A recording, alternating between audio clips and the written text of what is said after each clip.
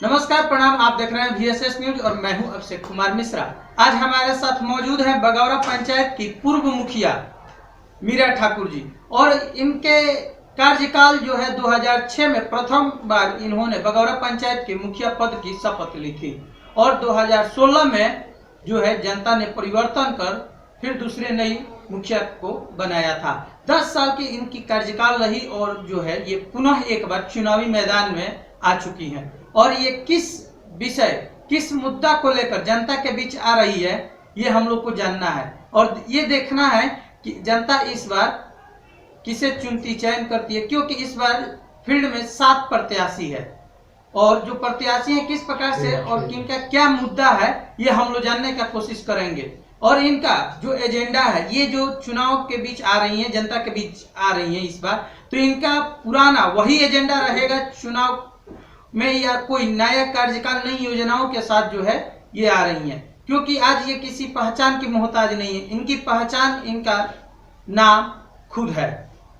यहाँ तक कि इनका नाम जिला के जिलाधिकारी तक बगौरा पंचायत के मुखिया के नाम से आज भी कई बार इनके नामों की चर्चा में आए दिन रहती हैं। वीडियो से सेव करें। सबसे पहले तो हमारे चैनल पर आपका स्वागत है। आपके चैनल पर आपके माध्यम से मैं अपने पंचायत के सभी जनता जनार्दन को नमस्कार करती हूँ और आपका भी अभिवादन करती हूँ। देखा गया था कि सबसे पहली बार आप 2006 में चुनाव लड़ी थी और उस समय जो है आप पहली बार मुखिया बनी थी जी। उसके बाद 10 साल आपका कार्यकाल रहा, जिसमें पंचायत ही नहीं, प्रखंड ही नहीं, जिला तक नहीं, पूरे राज्य तक आपके नामों की चर्चा रही। आपने पंचायत के नामों को रोशन किया। आखिर 10 वर्षों में आपने किस कार्यकाल, उस कार्यकाल में क्या आपने जनता के बीच काम किया और जनता के बीच क्या योजनाओं का लाभ दिया जनता को? हमारे माननीय मुख्यमंत्री श्री नीतीश कुमार का जो ड्रीम प्रोजेक्ट था, माननीय प्रधानमंत्री का जो ड्रीम प्रोजेक्ट था, उन सभी योजनाओं को मैंने अपने पंचायत में धरातल पर लाने की पुरजोर कोशिश की और उसमें मैं काफ़ी हद तक सफल भी हुई। 2006 में भारत सरकार का एक ड्रीम प्रोजेक्ट था मनरेगा। इसे लोग शॉर्ट में मनरेगा जानते हैं, लेकिन इसे महात्मा गांधी रोजगार गारंटी योजना के नाम से जानते हैं। इसमें सरकार की योजना थी कि हर व्यक्ति को 100 दिन का रोजगार मिले और मैंने अपने पूरे 10 साल के कार्यकाल में हमारे यहाँ जो भी गरीब मजदूर भाई बहन थे उन सबों को मैंने रोजगार दिया। इन रोजगार के बदौलत ही उनके जीवन में बहुत ही परिवर्तन हुए और आज भी मेरे 10 वर्ष के कार्यकाल को मेरे मनरेगा मजदूर भाई बहन याद करते हैं, क्योंकि पिछले 5 वर्ष में मनरेगा का काम मेरे पंचायत में नहीं हुआ है। 5 वर्ष की बात करें कार्यकाल की, इसमें देखा जा रहा है कि आपके गांव को इस 5 वर्षों में शायद ODF भी घोषित किया गया। आपको कितना लगता है कि ODF जो घोषित किया गया वो सफल हुआ है इस पंचायत में, सरकार की योजना? कहने को तो पेपर पर ODF पंचायत घोषित हो गया, लेकिन आज भी गली मोहल्ले जिस सड़क से आप गुजर जाइए वो प्रदूषित ही है। आप इसका उदाहरण स्वयं देख सकते हैं। कहने को तो सुनते हैं कि आदर्श ग्राम घोषित हो गया। वो कब हुआ घोषित? जब चुनाव नजदीक नहीं था तो घोषित किया गया कि हमारा पंचायत आदर्श घोषित हो चुका है। लेकिन अभी तो एजेंडे में मैंने सुन रखा है कि फिर से अगर हम काम करेंगे तो आदर्श पंचायत घोषित करवाएंगे। कागजी बातें हैं, लोग जनता को बरगलाते हैं क्योंकि उन्हें लगता है कि हमारे पंचायत की जनता भोली भाली है, लेकिन ऐसा है नहीं। हमारा पंचायत पूरे जिले में एक स्थान रखता है। इस पंचायत का गौरव ये है कि यहाँ IAS से लेकर हर वर्ग के अधिकारी इस पंचायत में मौजूद हैं। मुझे अपने पंचायत पर बहुत गर्व है कि मैंने इस 10 साल तक इस पंचायत का प्रतिनिधित्व किया। अच्छा, एक चीज बताइए, स्मार्ट विलेज एक शब्द सुनने में आ रहा है। आखिर स्मार्ट विलेज होता क्या है कि जो जनता के बीच कहा जा रहा है कि स्मार्ट विलेज बनाएंगे, स्मार्ट विलेज बनाएंगे, फिर से अगर हम जीतते हैं या कोई ठीक होता है जनता को बरगलाने का। आखिर क्या स्मार्ट विलेज है, क्या चीज जिसको लेकर आज ये बात उठ रही है? जो कि शायद उन लोगों के नजरों में स्मार्ट विलेज का मतलब यही है कि 4 बल्ब कहीं टांग दिए, गांव स्मार्ट हो गया। स्मार्ट विलेज का मेरी समझ से वो परिभाषा नहीं है। हमारे बच्चे, गरीब तबके के बच्चों की पढ़ाई बंद हो गई, लड़कियां पढ़ना बंद हो गई, बस रजिस्टर में नामांकन होता है, कहीं क्लास नहीं चलता है, कहीं कक्षाएं नहीं चलती हैं। हमारा विद्यालय, ये बड़ी गर्व की बात है कि +2 तक है, लेकिन शायद आप जानकारी लीजिए कि +2 की कक्षाएं नहीं चलती हैं, जिसके कारण बच्चियां उच्च शिक्षा से वंचित हैं। स्वास्थ्य सेवाएं, सिर्फ सुई देने के लिए, वैक्सीनेशन के लिए हमारा पंचायत जाना जाता है, वो भी कोरोना जैसे महामारी में लोगों को बस सुई दिया जाता है, पोलियो ड्रॉप पिला दिया गया। इससे हमारा पंचायत जो है स्मार्ट विलेज के श्रेणी में नहीं आएगा। अच्छा, एक चीज सुनने में आ रहा है कि कई ऐसे प्रत्याशी जो कि जनता के बीच जा रहे हैं तो ये कह रहे हैं कि हमको धमकी मिल रहा है, जान से मारने का, ये है वो है। तो आपके कार्यकाल में भी ऐसा हुआ था क्या? ये मेरा चौथा चुनाव है। मैं 10 साल इस पंचायत की मुखिया रह चुकी हूँ। पिछले साल मैंने चुनाव लड़ा, लोगों ने मुझे स्वीकार नहीं किया। मुझे कोई इसका गिला नहीं है। अपने हैं, कभी अपनाते हैं, कभी छोड़ते हैं। मैं फिर मुखिया प्रत्याशी हूँ। जान से मारने की धमकी क्या है? मैं तो पूरे पंचायत में, मेरे पंचायत में 17 ग्राम वार्ड हैं, 2 राजस्व ग्राम है। एक मेरा राजस्व ग्राम नंदू टोला है, वो शहर से वो मेरे पंचायत से 2 किलोमीटर की दूरी पर है। दूसरा राजस्व ग्राम मदारी चक है, वो 2-2.5 किलोमीटर है। मैं तो पैदल अकेले दोनों राजस्व ग्राम का दौरा करती हूँ, और कोई समय सीमा नहीं है कि मैं शाम में जाऊं, सुबह में जाऊं या दोपहर में जाऊं। मैं अकेले घूमती हूँ, मुझे तो किसी ने धमकी नहीं दी। मैं तो अकेली महिला हूँ, रिजर्व कैटेगरी से आती हूँ। मैं किसी ये भी नहीं है कि मैं बहुत मजबूत परिवार से भी हूँ। मैं तो अकेले ही पूरे पंचायत का दौरा करती हूँ। मुझे तो किसी ने धमकी नहीं दी। बदले में मुझे इस पंचायत ने जो नाम और प्रतिष्ठा दी है, उसकी मैं शुक्रगुजार हूँ। मेरा नाम इस पंचायत के बदौलत ही, मेरा नाम स्टेट लेवल पर है, जिला लेवल पर है, और मुझे जान से मारने की धमकी का तो सवाल ही नहीं होता है। देखने में ऐसा भी होता है कि कई बार लोग प्रत्याशियों का विरोध करते हैं, वर्तमान मुखिया जो होते हैं, सांसद होते हैं, या कोई भी विधायक होता है, कोई भी होता है, तो कई बार होता है कि लोग उसका विरोध करते हैं, तो वो जनता के ऊपर दबाव बनाते हैं कि लोग विरोध ना करें। तो आपके कार्यकाल में भी क्या ऐसे कार्य हुए थे या आगे हो सकता है? मेरे कार्यकाल में ऐसा हुआ नहीं, और आगे होने की संभावना भी नहीं है, क्योंकि मेरे पंचायत निवासी सब मेरे अपने हैं, सारे मेरे रिश्तेदार हैं। कोई मेरे ससुर हैं, कोई मेरे भसुर लगते हैं, कोई मेरी ननद है, कोई मेरी बहन है। तो अपनों से कैसा बिगड़ना?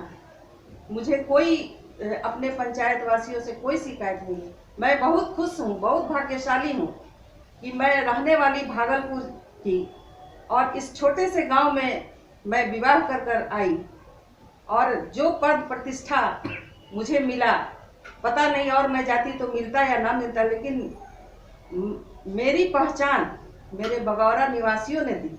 आज लोग मुझे मीरा ठाकुर के नाम से जानते हैं। अपने मायके में तो मैं मीरा थी, लेकिन आज लोग मुझे मीरा ठाकुर के नाम से जानते हैं। ये बड़े गर्व की बात है, बड़े भाग्य की बात है। देखा जा रहा है कि पंचायत में कई सारी योजनाएं सरकार की आई हैं, तो हो रहा है कि धरातल पर उतरा है, लेकिन कई सारी योजनाएं हैं जिसकी पैसा उठा ली गई है, कागजों पर दिखा दिया गया है, लेकिन अभी तक जमीन पर पहुंचने का योजना नाम नहीं लिया है। कहीं विकास कई जगह देखने को नहीं मिल रही है। कई ऐसी स्कूलें हैं जहां पर आज भी महिला शिक्षक पढ़ाने जा रही हैं, तो वहां पर शायद पहले सड़क नहीं थी, तो आपके माध्यम से सड़क बनवाई गई थी, लेकिन अभी जो है वर्तमान में वहां पर ये विकट स्थिति है कि वहाँ की जो महिला शिक्षिका है वो अपनी कपड़ा उठाकर पढ़ाने जा रही है। उस पर क्या करिएगा?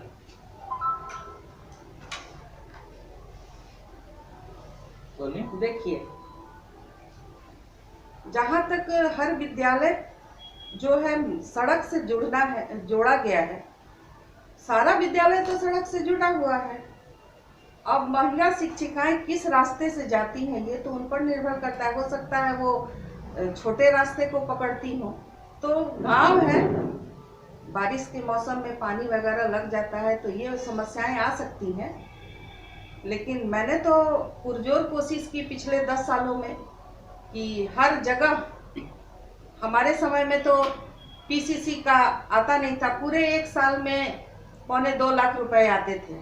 मेरे 10 साल के कार्यकाल में मात्र 84 लाख रुपए आए हैं और मैंने 10 साल उन 84 लाख रुपयों पर विकास किया है। सिर्फ विकास नहीं किया है, गुणवत्तापूर्ण विकास किया है। आप मेरे पंचायत का दौरा कीजिए और नेम प्लेट लगा हुआ है, आप उन कामों को देखिए। देखा गया था कि आपके कार्यकाल में, आपके विरोध में, आपके पंचायत की जनता के द्वारा आपकी पुतला दहन भी किया गया था। क्या वो मामला था जिसमें आपका पुतला दहन किया गया था और आपने उसके प्रति क्या जो है एक्शन लिया और क्या उसमें मामला? देखिए, लोकतंत्र में जनता के लिए शासन होता है, ये हमारे बड़े बड़े विचारकों ने कहा है। और लोकतंत्र का मतलब ही है कि अपना विचार व्यक्त करना। ये हमारे संविधान में भी हमें अपने भाषा की अभिव्यक्ति की स्वतंत्रता है। मेरे काम से संतुष्ट न हो या उनको कुछ ऐसा लगा मेरे पंचायत वासियों को, इसलिए उन्होंने अपने मन की बात को पुतला दहन के द्वारा प्रकट किया। मेरे पास तत्कालीन थाना प्रभारी ने फोन किया कि आपका पुतला दहन हुआ है, मैं आ रहा हूँ। बोला ठीक, मैंने बोला कि ठीक है सर, आइए, आपका स्वागत है। थाना प्रभारी आए, उन्होंने कहा कि पुतला दहन में जो लोग थे आप उनके अगेंस्ट में FIR कीजिए। मैंने तब थाना प्रभारी से कहा कि किसके अगेंस्ट में मैं थाना FIR करवाऊं? मेरे सारे लोग जो उसमें शामिल हैं वो सब मेरे अपने हैं। मैं FIR करवाकर उसमें शामिल बच्चों का, बुजुर्गों का भविष्य खराब करूं? कल वो किसी अच्छे सर्विस में जाएं तो उनके कैरेक्टर सर्टिफिकेट पर ये लिखा रहे कि इनके नाम से FIR दर्ज है। ऐसा काम मैंने कभी नहीं किया। और मैंने थाना प्रभारी से उन लोगों के तरफ से माफी मांगा कि सर, परिवार के लोग हैं, विरोध होता है और ये लोकतंत्र का एक बहुत बड़ा स्तंभ है, किसी के प्रति विरोध प्रकट करना। देखने में ये भी आ रहा है जनता काफी जो है पुनः एक बार ये चाह रही है कि जो पुराना जो सम्मान था फिर से लौट कर आए। तो आप जनता से क्या अपील करना चाहिएगा? मैं जनता से यही अपील करूंगी कि हम लोग 6 लोग मुखिया प्रत्याशी हैं, उसमें मैं भी एक मुखिया प्रत्याशी हूँ। क्रमांक 5 पर मेरा चुनाव चिन्ह कुल छाप है और पिछले 15 सालों से मैं सार्वजनिक जीवन में हूँ। मेरा सार्वजनिक जीवन एक खुली किताब की तरह है, पारिवारिक जीवन भी वही है। मैं किस परिवार से आती हूँ यह भी किसी से छिपा हुआ नहीं है। और मेरे घर में, मेरे परिवार में 10 साल भी मैं मुखिया रही, 5 साल मैं नहीं रही, अभी मैं प्रत्याशी हूँ। वही स्वागत, वही आदर, वही सम्मान मैंने अपने पंचायत वासियों को दिया जब मैं मुखिया थी, नहीं रही और आज प्रत्याशी हूँ। मेरा लोगों से यही अपील है कि आप एक बार मुझे सेवा का मौका दें। यह मेरा अंतिम चुनाव है और सबसे बड़ी बात यह है कि मैं +2 स्कूल में अंग्रेजी शिक्षिका के पद से त्यागपत्र देकर मैंने लोगों की अपील पर चुनाव लड़ा है। मैं खुद ने चुनाव में नहीं आई, लोगों ने मुझे कहा कि आप अपना नॉमिनेशन नहीं करवाइएगा, हम लोग जबरदस्ती आपका नॉमिनेशन करवाएंगे। मैं चैनपुर उच्च विद्यालय में +2 की शिक्षिका के पद से त्यागपत्र देकर मैंने यह चुनाव, उन्हीं के अपने पंचायत वासियों के आग्रह पर मैं चुनाव लड़ रही हूँ। तो अच्छा, एक चीज देखने को और मिल रहा है कि पंचायत चुनाव आ गया है तो कहीं ना कहीं कल नहीं परसों मतदान होने वाला है 8 तारीख को, और देखा जा रहा है कि कई सारे प्रत्याशी हैं जो कि आज साड़ी, कपड़ा, पैसा, रुपया ये सब बांटने का प्रयास कर रहे हैं। कहीं कहीं दारू भी बट रहा है, जहां सरकार एक तरफ शराबबंदी का भी दावेदारी कर रही है और वोट गिनने का प्रयास किया जा रहा है। तो इसके बीच आप जनता के बीच क्या संदेश दीजिएगा और क्या कहिएगा? मैं जनता अपने बगौरा पंचायत के निवासियों से, सम्मानित मतदाताओं से यही अपील करूंगी कि मैं साड़ी, कपड़ा या दारू जो भी है, मैं उसे किसी भी कीमत पर नहीं बांटूंगी। मुझे जनता का निर्णय स्वीकार है और मैंने काम किया है। मनरेगा मजदूरों को मैंने 10 साल रोजगार दिया। उनसे उनकी पारिवारिक, आर्थिक, सामाजिक तीनों स्थितियों में परिवर्तन हुए हैं और पिछले 5 सालों में उन्होंने क्या भुगता है। आम जो मनरेगा मजदूर नहीं हैं, जो आम निवासी हैं, वो भी एक शांति से बैठकर, अभी 48 घंटे का समय है, लोग उस पर मंथन करें, मुझे एक बार सेवा का मौका दें। मैं जनता से यही अपील करूंगी। चलिए, ये हमारे साथी बगौरा पंचायत के पूर्व मुखिया मीरा ठाकुर जी, इन्होंने अपने कार्यकाल के जो कार्य किए थे वो बताई और इन्होंने बताया कि किस प्रकार जो है जनता के बीच वितरण करके आज जो है बरगलाने का काम किया जा रहा है। और इन्होंने जनता से यह भी अपील किया है और ये जीतती हैं और इस बार इनकी योजनाएं में, इस बार सरकार की तरफ से योजना बढ़ा दी गई है और ये जीतती हैं तो फिर इनसे हम लोग पूछने के लिए अवश्य आएंगे कि ये कितना काम कर रही है और कितना नहीं कर रही। अगर नहीं होता है तो फिर इनसे हम सवाल पूछने के लिए जनता की तरफ से उपस्थित रहेंगे।